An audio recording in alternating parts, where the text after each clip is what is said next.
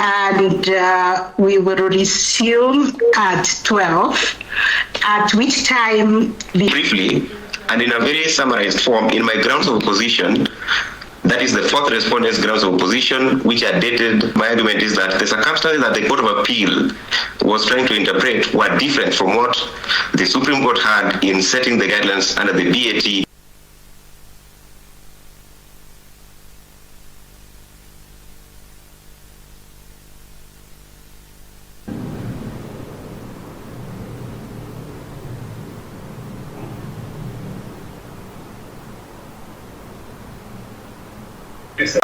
Our view as the Law Society of Kenya is that because of Article 2 of the Constitution, and in particular Article 165 on the role of the High Court, anything done under the Constitution is subject to judicial review, whether it is considered a law or a policy question. Anything that is inconsistent with the Constitution, any law, is void to the extent of that inconsistency. And this can be read together with Article 165 that deals with the power of the High Court, and therefore the Court of Appeal and Supreme Court, and says that the court has the power to determine whether anything said to be done under the authority of the Constitution is null and void. So if something is null and void, it cannot be subjected to structural interdict. It cannot be subjected to a mechanism of nursing it into life. It is void for all purposes. There has to be consultation. That's one. Consultation is a two-way relationship where citizens provide feedback to government. It is based on prior definition of what the issue is and what the citizens ought to respond to. That's consultation. Two, access to information. Access to information prior to making a decision. That is a condition antecedent to public participation. Active participation, that's the last link. This is a relation based on partnership, whereby the citizen will be treated as a partner in governance, will help in defining the process, and the policy considerations, the opinion they give will be respected and considered. The Constitution predicates and incorporates within its vision the existence of a permanently engaged citizenry, alerted to and involved in all legislative programs. The people have more than the right to vote in periodical elections, fundamental though that is, and more is guaranteed to them than the opportunity to object to legislation before and after it is passed. On the question by Justice Ibrahim, why the Senate was not a party, because in terms of the proceedings here, I agree with what Senior Counsel Kirago said, but when you look at the record, you'll find that there was a joint resolution by the Speaker of the National Assembly and the Speaker of the Senate, and Article 1, as contemplated under Article 110.3, that the finance bill was not a bill touching on counties, and therefore this was not an issue that needed to be, because it had the joint resolution had been done, and that's why Senate was not a part in the Court of Appeal. It did not complain, it did not raise any issue on this finance bill, because that had been resolved jointly by the speakers of the two houses. Proceedings of the National Assembly are televised in Bunge TV. So there's that first avenue. And this is a dedicated channel that ensures that everyone who has participated in this process can follow the proceedings of Parliament. Two, the reports of the committees are published and uploaded on the website on what business of the day is coming in at any given time, and so people can follow what is coming in. The Hansard, as my Lady Justice confirmed, is also uploaded. And then there's the audit paper which contains the amendments that have been done and which have been proposed. And then there are the social media handles. Twitter, the National Assembly at KE, that's the Twitter handle, and then there's Parliament of Kenya on Facebook.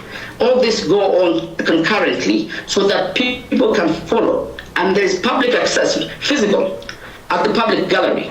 that any member of public who is interested in compliance with Article 118 can request and access the proceedings in Parliament to follow what is going on. Public participation is ongoing. You have the people from memorandum, the member of Parliament will go to his constituency, and I will tell him, I don't like that provision. Go to the floor. I want you to be substituted with something else.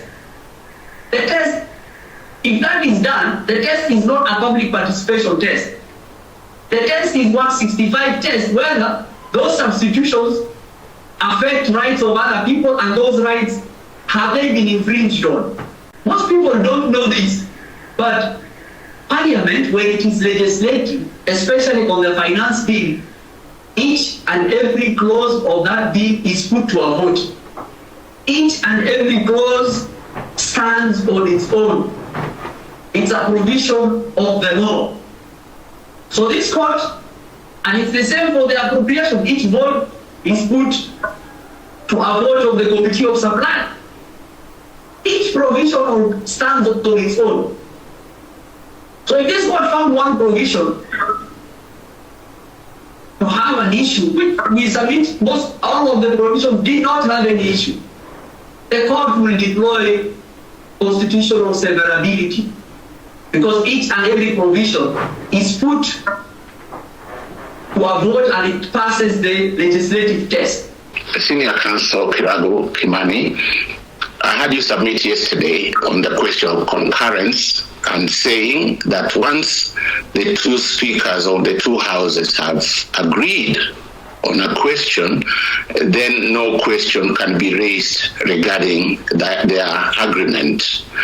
I don't know if in the circumstances or case we have before us, and given the back and forth communication between that, you'd say that there was concurrence, strictly speaking.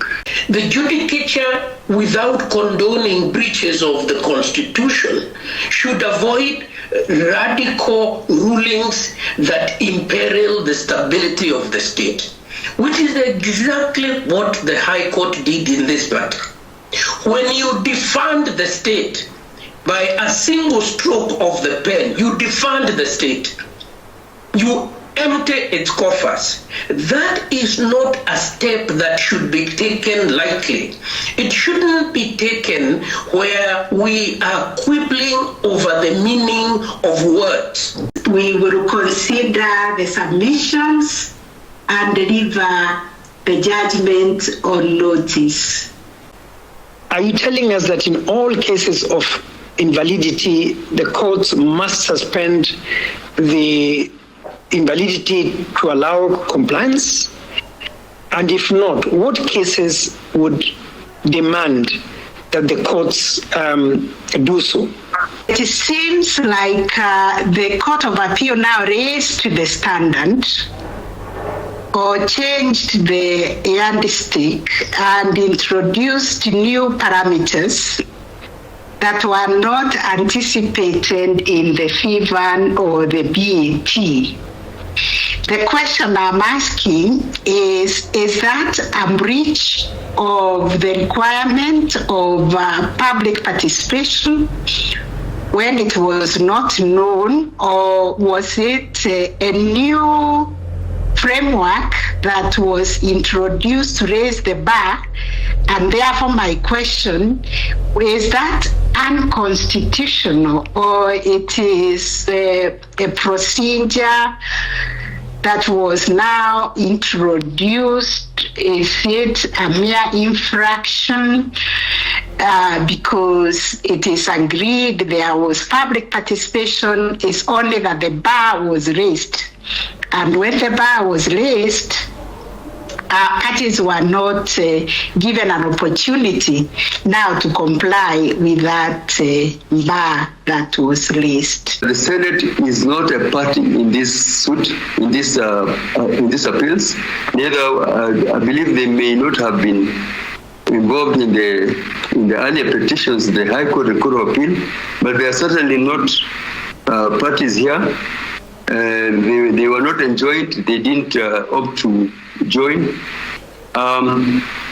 What are your views about, because any orders on this question either way could affect or directions could be given against the Senate. How do you propose that the court navigates that issue, that the Senate were not parties in these proceedings? By what means does the public receive information as to what may have happened to a bill between the third reading, when amendments are introduced, and presidential assent? What are the steps that Parliament has undertaken to ensure that the information of what has happened in Parliament, including what amendments have been undertaken, is information that is in the public domain, or is it only accessible by Hansard or through the media? In terms of Article 221, which is cast in mandatory terms, were the estimates included in the appropriations bill? Has it ever been done since the enactment of the new constitution? What is the procedure that is normally followed under Article 221? Say something about the extent of public participation that you consider the law, the judgments we have given, and the Constitution would consider. I don't think there's a perfect situation, but would consider as satisfactory public participation, so that then the bodies that are mandated to consider it before making a decision would be in a safe position to say this is sufficient public participation.